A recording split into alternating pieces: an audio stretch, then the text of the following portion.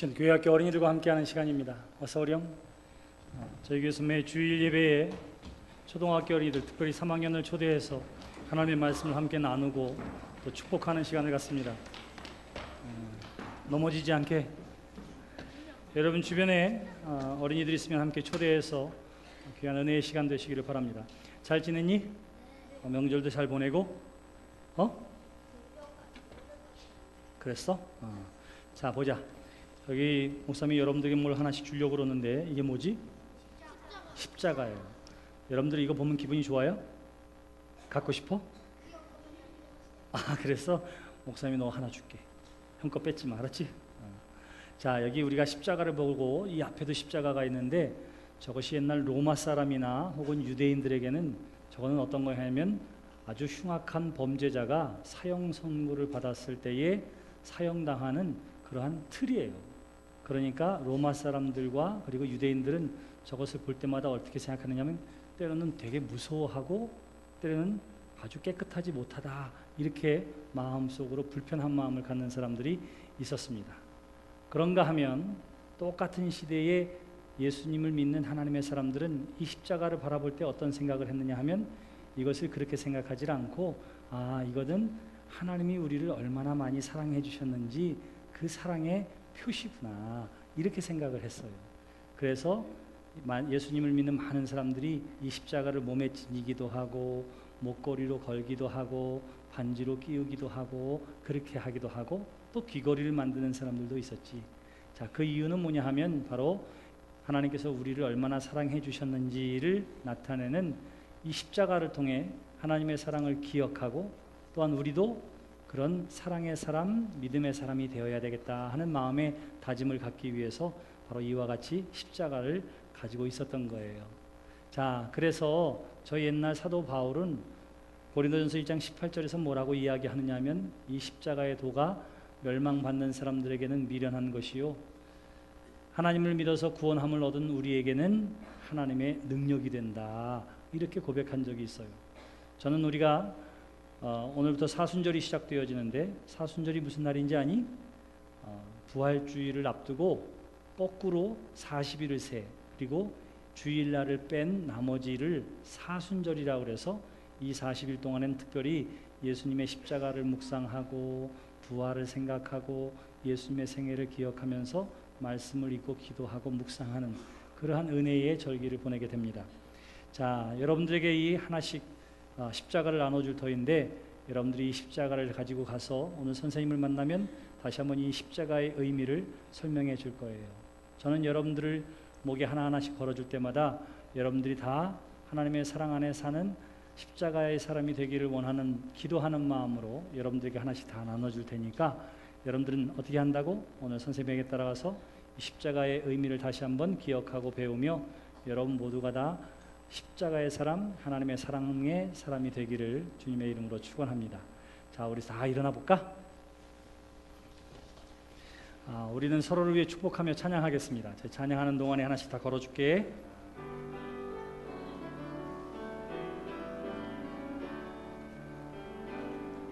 당신은 사랑받기 위해 태어난 사람, 당신의 삶 속에서 그 사랑받고 있지요. 당신은 사랑받기 위해 태어난 사람, 당신의 삶 속에서 그 사랑받고 있지요. 당신은 사랑받기 위해 태어난 사람, 지금도 그 사랑 받고 있지요. 당신은 사랑받기 위해 태어난 사람, 지금도 그 사랑 받고 있지요. 오늘은 뛰어가지 말고 천천히 십자가의 목걸이를 받은 사람부터 한 사람씩 나가도록 하자. 알았지? 자, 저 앞에 선생님 있으니까 그 선생님한테 가자. 5명 남았어? 알았어.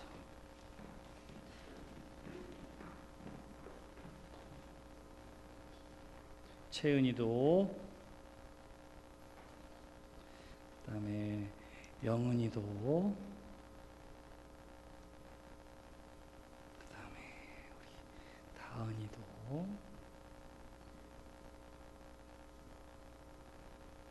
그리고 유민이도.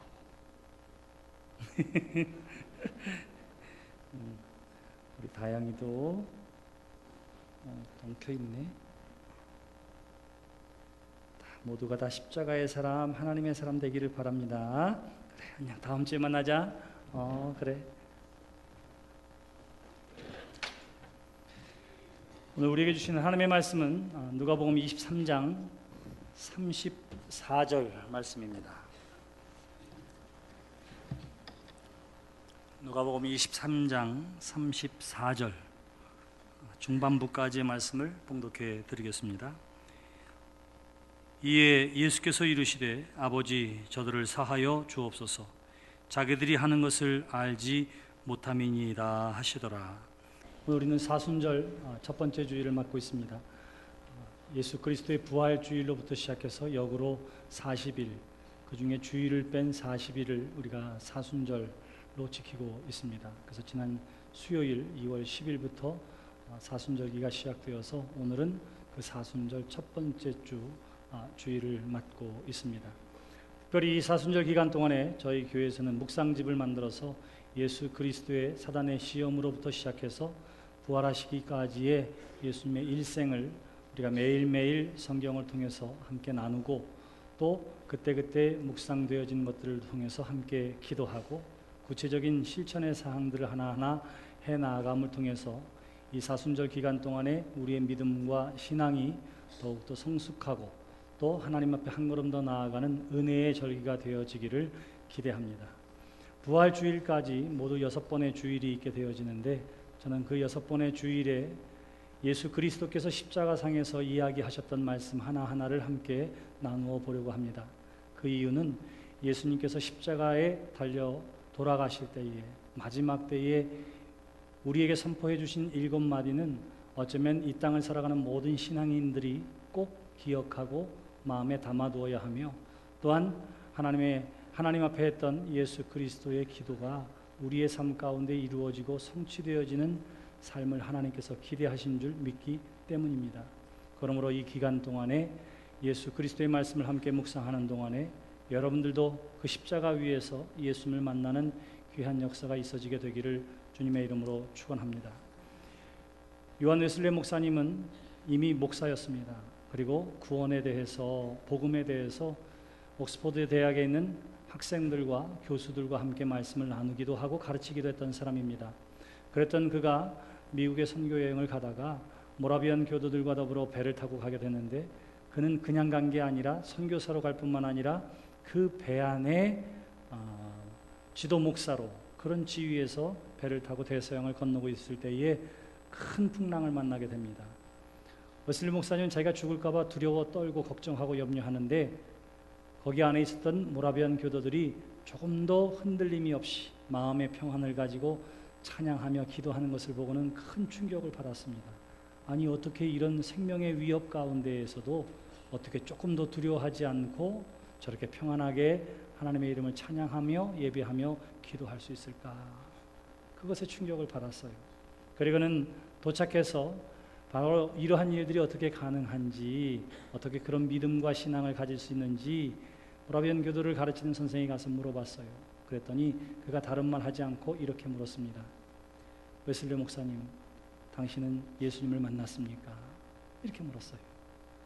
웨슬리 목사님 뭐라 그랬을까요? 내가 지금 목사인데 또 목회를 해오고 신학생들을 가르치기도 했는데 자기에게 예수님을 만났냐 이렇게 물으니까 웨슬리 목사님이 어이가 없기도 하고 이건 뭐라고 답하기도 쑥스럽고 그래서 아이 그럼요 그냥 이렇게 소리 죽여서 이야기하고 있었습니다. 당신은 예수님께서 당신을 위해 십자가에 달려 돌아가셨다고 하는 사실을 믿으십니까? 그의 질문은 계속되어졌는데 나중에 웨슬리 목사님은 뭐라고 대답했느냐 하면 글쎄요 아마 그럴 거예요 이렇게 대답합니다. 뭐가 없었어요? 그때까지 확신이 없고 십자가의 예수님을 직접 만난 체험과 경험이 없었던 것입니다. 훗날 그가 그의 일기 속에서 그런 고백을 하고 있었던 거예요. 나는 목사였고 선교사로 부름을 받았다고 생각해서 나아가긴 했지만 그러나 내 안에 그 확신은 없었다. 이렇게 이야기합니다. 여러분 신앙생활을 몇 년 했는지 또 언제부터 교회를 다니셨는지 여러분들의 직분이 무엇인지보다 더 중요한 것, 여러분 십자가 위에 예수님을 만나셨습니까? 여러분들이 만일 예 그렇습니다 라고 고백하는 사람이라면 찬송가 95장에 있는 이 찬송이 여러분들의 고백이 되어질 거예요. 95장 찬송에 구주를 생각만 해도 내 맘이 좋거든 그 얼굴 배울 때야 얼마나 좋으랴, 이런 찬송입니다. 근데 그거보다 더 중요한 게 4절에 있어요. 예수의 넓은 사랑을 어찌다 말하랴. 그 사랑 받은 사람만 그 사랑 알도다. 이런 고백이 있습니다. 예수의 넓은 사랑을 어찌다 말하랴. 그 사랑 받은 사람만 그 사랑 알도다. 이런 찬송가가 대개 어디 있어요? 남들도 다 공감할 수 있고 남들도 다 아는 얘기를 해야 될 텐데 그 사랑 받은 사람만 아는 찬양이니 어떤 사람들은 그 찬양을 받으면서도 부르면서도 자기한테 해당 사항이 없다고 생각하는 사람들도 있을 것이요, 또 그 찬양을 받으면서 맞아 그렇게 감격을 가지고 찬양하는 사람들도 있을 것입니다. 그러한 찬송이 생각보다 성경에 많이 있습니다. 저장 밑꽃 위에 있을 아직 맺혀 있는 그때에 귀에 은은히 소리 들리니 주 음성 분명하다. 주가 나와 동행을 하면서 나를 친구 삼으셨네. 우리 서로 받은 기쁨은 그 다음에 뭐예요? 알 사람이 없도다. 그렇게 이야기. 알 사람이 없도다. 주님과 동행하면서 겪게 되어지고 함께 했던 그 기쁨, 내가 주님을 만나고 주님과 더불어 교제하는 이 기쁨, 알 사람이 없어. 누구만 안다고 그래요? 그것을 경험해 본 사람만 안다. 이렇게 이야기합니다. 저는 2016년 사순절이 바로 그 경험이 우리 모두에게 경험되어지는 아름다운 해가 되시기를 주님의 이름으로 축원합니다. 오늘 여러분 모두가 다 마찬가지이고 그것을 경험했던 사람은 그 경험이 다시금 회복되어지고 그 경험이 어떤 건지 잘 모르겠어요 라고 생각되어지는 사람은 우리가 드려지는 예배와 말씀을 통해서 그 예수님을 만나게 되시기를 주님의 이름으로 축원합니다. 우리가 이 귀한 절기에 예수님의 말씀을 찾아보려고 하는 데는 이유가 있습니다. 당시의 십자가형이라고 하는 것은 극히 악한 흉악범이나 혹은 전쟁에서 상대방의 적군을 잡았을 때에 보란듯이 본보기로 겁을 주기에 위협적으로 행하는 것이 바로 십자가형이었습니다. 그래서 반역자라든가 흉악범에 대해서 사형 선고를 내리고 그 최고의 극형이 십자가형이었던 거예요. 로마 시대에는 최고 연 3만 명 이상의 사람들이 십자가형으로 죽을 때도 있었다고 합니다. 이 십자가형은 몇 가지의 특징이 있었는데 그 가운데 하나는 뭐냐 하면 먼저 사형 선고가 내려지고 십자가에 매달기 전에 모진 채찍질을 하는 거예요. 그냥 채찍이 아니라 가죽 9개의 가죽 가닥으로 꼬아서 만들고요, 거기에 짐승의 뼈나 뾰족한 금속을 끼워서 채찍으로 한번 때릴 때마다 살점이 뚝뚝 떨어져 나가는 것입니다. 얼마나 모진 채찍질이 있었는지 몰라요. 근데 그 채찍질이 결국은 십자가형에서 좀 더 빠르게 피와 땀을 흘리게 하고 탈수하게 함으로 말미암아 고통을 좀 덜어주는 효과가 역설적으로 있었던 거예요. 채찍질을 합니다. 그리고 어떻게 하느냐면 십자가는 죄수가 자기의 형틀을 가지고 가게 되는 거예요. 자, 그렇게 형틀에 사람들이 보는 앞에서 그저 못 3개로 처음에는 손바닥에 해다 했는데 체중을 이기지 못하고 찢어지는 일이 있으니까 손목에다가 양손을 받고 그리고는 발을 바꿔서 십자가에 매달아 놓는 거예요. 금세 죽지를 않습니다. 땡볕 아래에서 뜨거운 태양 아래에서 말라져 가고 그리고 모진 채찍질 가운데 피를 흘리고 밤이 맞고 그 다음 날까지도 심지어는 3일까지도 그렇게 매달려서 죽어가는 죄인들이 있었다고 기록되어져 있어요. 자, 이러한 죽음을 누가 당하셨느냐 하면 바로 예수님께서 당하신 것입니다. 죄 없으신 예수님께서, 하나님의 아들 예수 그리스도께서 이 모진 십자가형을 당하시게 된 거예요. 여러분들도 다 이 땅을 떠나게 될 날이 올 것입니다. 여러분들이 성도가 돌아가면 어떻게 됩니까? 하나님 앞에 가면 함께 모여서 찬양하고 예배하고 기도하는 시간을 가져요. 성도 한 사람이 죽어도 그 안에 하나님을 향한 소망의 찬송 소리가 들려지게 됩니다. 그런데 하나님의 아들 예수 그리스도께서 죽으시는 그 순간이 어떠했는지 오늘 성경은 뭐라고 시작하느냐 하면 이에 이렇게 시작합니다. 그때에 그 시간에 이렇게 이야기하는 거예요. 그 시간이 바로 오늘 우리가 함께 읽은 본문 말씀 33절 이전에 나와 있습니다. 불의한 재판을 통해서 예수님께서 사형 선고를 받으시고요, 사람들로부터는 모진 모욕과 손가락질을 당하게 됩니다. 네가 하나님의 아들이냐고, 네가 유대인의 왕이냐고.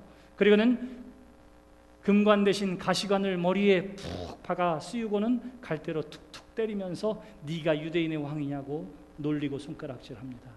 얼굴에 침을 뱉기도 합니다. 강도들조차도 예수님을 향해서 조롱하고 예루살렘의 처녀들도 예수를 향해서 손가락질하고 조롱하는 그때에 예수님께서 어떻게 하느냐 하면 언덕 위에 오르시고 그리고는 십자가에 달리게 된 거예요. 온갖 육신으로 당할 수 있는 모든 고난과 아픔, 그리고 사람들의 모진 모욕과 배반이 있는 바로 그때에 성경은 그렇게 이야기합니다. 그때 무슨 일이 있었을까요? 예수님께서 그 달린 채로 모두 7마디의 말씀을 하시는데 그 첫 번째 말씀이 뭐냐 하면 아버지요, 저들의 죄를 용서해 주시옵소서, 이렇게 이야기합니다. 여러분, 이 마지막 순간에 지금 뭐 하고 계세요? 예수님 뭐 하고 계세요? 아프고 힘들고 고난과 고통 가운데 있을 텐데 주님은 그때 무엇을 하느냐면 하나님을 향해 기도하시더라. 성경이 그렇게 고백하고 있는 것입니다. 마지막 때에, 그 고난의 때에, 그 고통의 때에 뭐 하셨다고요? 기도하시는 거예요. 기도하시는 거예요. 여러분, 이것이 어떻게 가능할까요? 그것은 예수님께서 이 땅에 사시는 내내 매 순간순간마다 하나님 앞에 기도하고 하나님과 교제하는 삶을 살았기 때문인 줄 믿습니다. 오늘도 그러한 삶을 살아가는 성도들이 얼마나 많이 있는지 몰라요. 제가 동생들과 저희 부모님이랑 잠깐 여행을 갔다 왔습니다. 가는데요, 뭐 차가 갑자기 있어서 놀라기도 하고, 또 가다가 문 열릴 줄 알았는데 반대로 열려서 놀라기도 하고. 그런데 저희 어머니가 뭐라고 그러냐면 이렇게 얘기해요. 아이고 아버지, 깜짝 놀랄 땐 이렇게 얘기하고, 또 좋은 걸 볼 때면 아이고 아버지, 이렇게 얘기하고. 가만히 들어보니까 아버지 이게 그냥 입에 배 있어요. 배 있어. 생각할 때에 아유, 저희 어머니가 일찍 아버지를 여의어서 아버지가 그리워서 그런가 보다. 여러분, 그래서 그랬을까요? 아니에요. 매일 새벽마다 기도하고 시간 나면 계속 읽고 기도하고 하는 게 삶이니까 무슨 일이 있으면 항상 부르짖는 게 뭐냐면 아이고 아버지, 아이고 주여, 아버지, 그러는 거예요. 그런 삶을 사셨던 한 권사님이 있었습니다. 제가 내리교회에서 목회를 하는데 저 구월동에 사시는 권사님인데 아들 하나가 있었어요.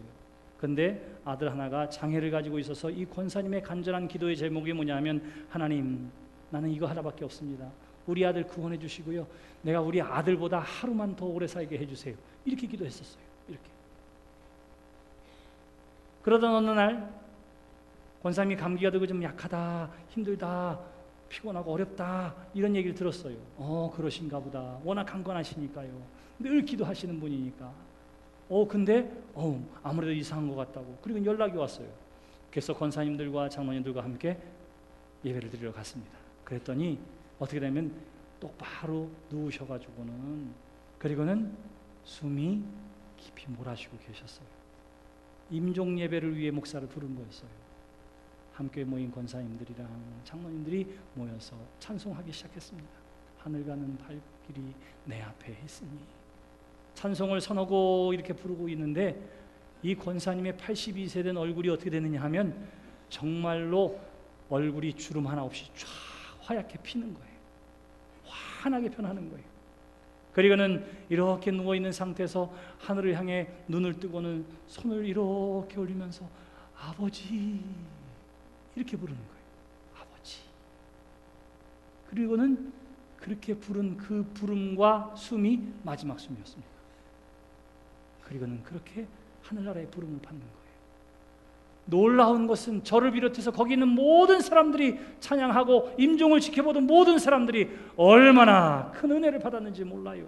얼마나 큰 은혜를 받았는지. 숨 한 번 몰아쉬면서 아버지 하고 얼굴을 환하게 펴고 부르고는 그대로 손을 내리면서 눈을 감고는 그렇게 부름을 받은 거예요. 거기 있는 사람이 뭘 봤어요? 평생 기도하며 믿음의 삶을 살다가 하나님 나라에 가는 권사님을 눈으로 목격하게 됐으니 남아있는 사람들이 얼마나 큰 기쁨이고 얼마나 은혜가 되었는지 모릅니다. 제가 그렇게 생각했어요. 나도 저렇게 가야지. 나도 저렇게 가야지. 평생 믿음의 삶을 살고 하나님 아버지와 동행하다가 마지막 순간에 누구의 이름을 불러요? 아버지, 아버지. 여러분, 갈라디아서 4장 6절에 보시면 너희가 아들임으로 하나님의 그 아들의 영을 우리 마음 가운데에 보내사 우리가 하나님을 아빠, 아버지라 부르게 하셨느니라. 성경 그렇게 이야기합니다. 우리가 예수 그리스도를 믿음으로 말미암아 얻게 된 놀라운 은혜와 은총 가운데 하나가 있는데 그게 뭐냐면 온 우주 만물을 지으신 하나님을 뭐라고 부른다고요? 아빠라고 부르고 아버지라고 부를 수 있게 해주셨습니다. 그 놀라운 은혜와 은총이 누구를 통해서? 바로 예수 그리스도를 통해서.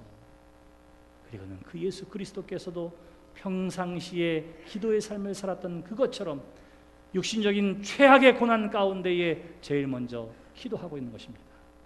그리고는 부르지요. 아버지요. 그리고 뭐라고 이야기합니까? 저들의 죄를 용서해 주시옵소서. 다시 말하면 죄사함을 위해 기도하시더라. 성경이 우리에게 증언하는 것이 바로 그것입니다. 그때에 용서받아야 할 대상이 누구라고 이야기합니까? 지금 예수님께서 이렇게 말씀하실 때에는 자신을 십자가에 못 박아 죽으라고 이야기했던 유대인들과 군중들과 로마의 군병들과 손가락질하고 비웃는 고통당하고 있는 강도들과 믿지 않는 모든 사람들의 죄에 대해서 예수님께서 말씀하시는 거예요. 주여 저들의 죄를 용서해 주시옵소서. 여러분, 그 최고의 고난 순간에 예수님께서 뭐를 위해 기도하시느냐 하면 죄사함을 위해 기도하고 있는 것입니다. 우리의 인생에서 중요한 많은 일들이 있지만 그러나 가장 중요한 것 가운데 하나가 뭐라고 묻느냐면 바로 죄사함이 되어지는 줄 믿으시기를 바랍니다. 저와 여러분들이 하나님 앞에 죄사함 없이는 어느 누구도 구원받을 수가 없기 때문입니다. 그래서 예수님께서도 어떻게 하시든지 이 십자가의 죽음이 헛되지 않게 하시려고 하나님 앞에 기도하는 거예요. 주여 저들의 죄를 용서해 주시옵소서. 사랑하는 성도 여러분, 그렇게 우리의 죄를 감당하신 예수님으로 말미암아 그분이 우리의 죄값을 대신 져주신 대속자임을 믿는 여러분들이 되시기를 주님의 이름으로 축원합니다. 예수님께서 말씀하세요. 주여 저들의 죄를 용서해 주시옵소서. 죄사함이 중요해요. 그리고는 뭐라고 이야기합니까? 저들은 저들의 죄를 알지 못하나이다. 그렇게 이야기해요. 우리가 아는 것처럼 부지중에 지은 죄도 죄입니다. 그래서 욥이 어떻게 하느냐 하면 자식들이 외출했다 돌아오면 혹시나 저들도 모르고 죄를 지었을까 봐 그 아들들을 위해서 속죄의 제물을 하나님 앞에 드렸다.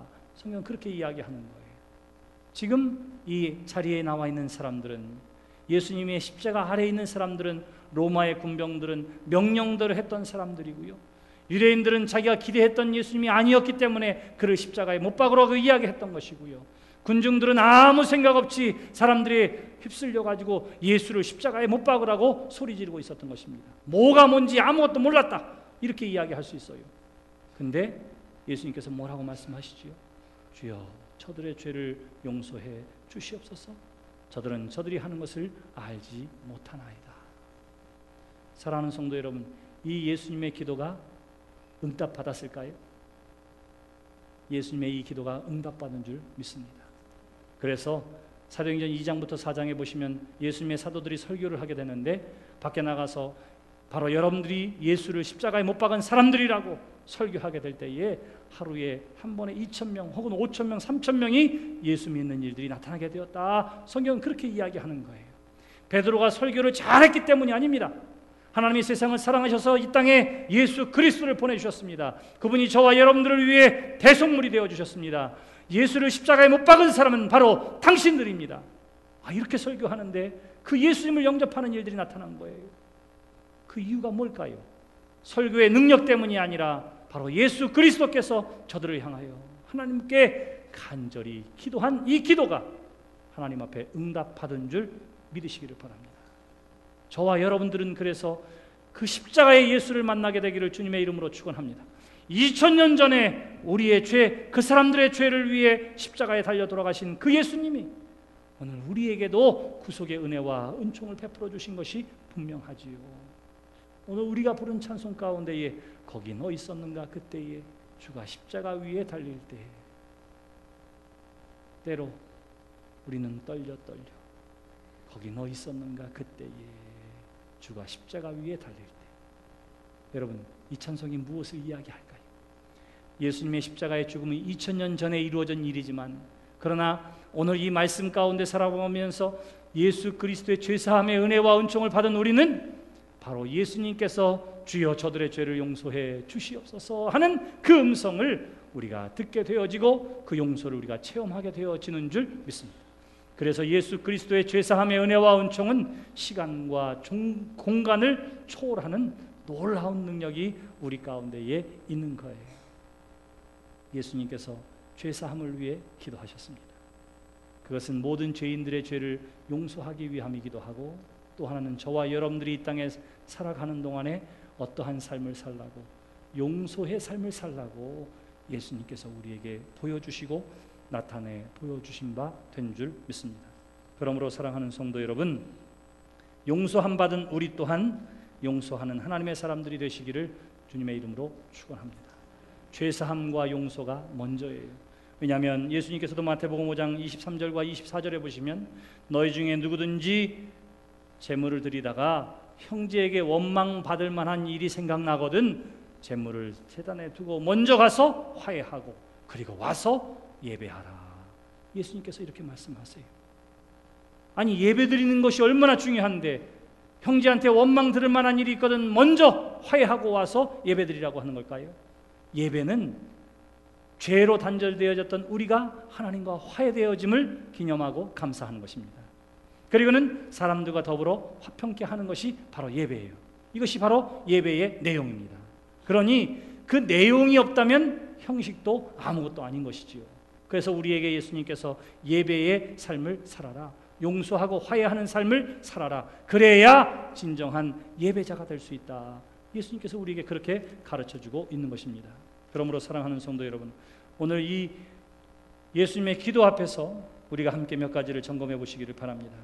제일 먼저는 우리가 용서받을 자격이 없는 사람도 우리가 용서해야 되겠는가 하는 것입니다. 용서받을 자격이 없는 사람도 우리가 용서해야 될까요? 미국의 오클라호마 시티에서 폭탄 테러를 통해서 168명이나 한꺼번에 죽인 티모시 맥베이라고 하는 사람이 있습니다. 재판의 과정에서 어떻게 사람들을 죽이게 됐는지에 대한 것도 다 밝혀지게 됐는데 놀라운 사실은 그는 사형당해서 죽는 그 순간까지 피해자와 그리고 그 가족들에게 단 한 번도 미안하단 말, 유감스럽단 말 한마디도 하지 않았습니다. 한마디도. 그리고는 당당하게 악을 품고 그리고는 사형을 당해요. 가족을 잃고 부상당한 사람들과 많은 희생자 가족들이 얼마나 그게 마음이 아팠는지 모릅니다. 저런 놈은 정말 죽어도 싸, 이렇게 생각을 하고요. 마지막 그가 처형 당하는 것까지 눈으로 보면서 저주하기도 했어요. 그런데 그 가운데에 어떤 유족들은 이렇게 생각을 했습니다. 저의 죄를 주님 용서해 주시옵소서. 나의 사랑하는 아내와 나의 사랑하는 자식을 죽게 한 저 사람도 하나님 용서해 주세요. 그렇게 기도하는 사람들이 있었어요. 그렇게 기도함에도 불구하고 그는 죽는 그 순간까지 사과 한마디 않았습니다. 여러분, 그 사람이 용서를 받았을까요? 용서를 받았을까요? 죽는 그 순간까지 우리는 알 수 없습니다. 그러나 여러분 기억해야 할 것이 있는데, 그것은 뭐냐면 그것은 다 누구의 몫이에요? 하나님의 몫입니다. 판단하고 심판하는 것은 누구의 몫이냐 하면 하나님의 몫이에요. 그렇기 때문에 이 사실을 안 사람들은 그를 위해 기도할 수가 있었던 것입니다. 이런 마태복음 5장 44절에 너희 원수를 사랑하며 너희를 핍박하는 자를 위하여 기도하라. 예수님께서 그렇게 말씀하셨습니다. 로마서 12장 19절에 보시면 너희가 친히 원수를 갚지 말고 진노하심에 맡기라. 기록된 바 원수 갚는 것은 내게 있으니 내가 갚으리라 하시니라. 누가 하신다고 그래요? 하나님께서 하세요. 그러므로 저와 여러분들이 해야 할 일은 뭐예요? 그저 용서하는 것입니다. 그저 기도하시는 것입니다. 티모시 맥베이가 그렇게 해서 죽었습니다. 그런데 놀라운 사실은 저 몹쓸 놈이 죽는 것을 내가 눈으로 봐야지 하고 사형장에 가서 그 죽는 것을 목격한 사람들이나 끝내 역시 그를 용서하거나 받아들일 수 없었던 사람들은 그가 죽은 다음에도 큰 상처와 아픔 가운데 살아갑니다. 그런데 그가 끝까지 회개하고 미안하단 말 하지 않았지만 주님이 나에게 그렇게 하신 것처럼 나도 저를 용서합니다. 그리고 주님 저를 용서해 주세요. 이렇게 그를 용서하기 위해 기도했던 그룹들은 그가 죽은 다음에 어떻게 하느냐면 정말로 놀라운 하나님의 은혜와 은총 가운데 마음의 평강을 얻고 일상으로 돌아가게 됩니다. 여러분, 이것이 하나님의 은혜인 줄 믿습니다. 그러므로 사랑하는 성도 여러분, 우리가 판단하고 생각하는 일들은 하나님께 내어 맡기고 오로지 위하여 기도하는 여러분들이 되시기를 주님의 이름으로 축원합니다. 용서를 구하지 않은 사람까지도 용서해야 하나요? 예, 예수님께서 그렇게 하셨습니다. 저는 자신의 죄를 알지 못했지만 그들을 위해서 기도합니다. 저와 여러분들도 마찬가지예요. 위하여 기도하는 여러분들이 되시기를 주님의 이름으로 축원합니다. 우리가 기도할 때에 자격 없는 사람들을 위해서 저 사람은 도저히 용서받을 자격이 없어요. 그런데 우리가 하나님 앞에 기도한다고 할 것 같으면 여러분, 그 기도가 응답되어 용서가 있을까요? 오늘 성경은 우리에게 뭐라고 얘기하냐면 예, 그렇습니다. 왜? 예수님께서 그렇게 기도함으로 말미암아 그 가운데에 예수 믿는 사람들이 나타나게 되어지고, 더 나아가서 마태복음 27장 54절에 보시면 백부장과 및 함께 예수를 지키던 자들이 지진과 그 되어지는 일들을 보고 심히 두려워하여 가로되 저가 진정 하나님의 아들이었나 보다 하더라. 성경은 그렇게 이야기합니다. 깨달아지는 역사가 있어지게 된 거예요. 누구 때문에? 저는 이 예수님의 기도에 대한 하나님의 응답이라고 확신합니다. 그러므로 사랑하는 성도 여러분, 우리가 기억해야 할 것, 저와 여러분들이 바로 이 예수님의 기도와 그리고 간구로 말미암아 죄사함을 얻은 하나님의 사람이 되어짐을 믿고 감사와 영광을 돌리는 여러분들이 되시기를 주님의 이름으로 축원합니다. 예수님이 우리에게 그렇게 하신 것처럼 우리 또한 우리의 형제와 자매와 이웃과 성도들을 위해 서로 용서를 위해 함께 기도하는 하나님의 사람들이 되시기를 또한 주님의 이름으로 축원합니다. 여러분 보세요. 성경 우리에게 뭐라고 얘기하면 사람이 땅에서 매이면 하늘에서도 매일 것이요 땅에서 풀리면 하늘에서도 풀릴 것이라고 이야기합니다. 우리가 이 안에서 화해하지 못하고 용서하지 못한다면 하늘나라 가기는 매우 어려울 거예요. 매우 어려웠습니다. 왜? 죄사함이 없이 구속의 은혜가 없기 때문이라고 얘기했죠. 여기서 보는 것도 껄끄러운데 영생을 누리는 하늘나라에서 껄끄러우면 그게 어떻게 천국이 되겠어요? 사랑하는 성도 여러분, 여러분들의 삶 가운데 형제와 이웃 가운데에 재산의 문제가 되어졌던, 다른 감정의 문제가 되어졌던 그 어떠한 문제가 있다 하더라도 제일 먼저 예수님이 그렇게 하셨던 것처럼 먼저 기도하는 여러분들이 되시기를 주님의 이름으로 축원합니다.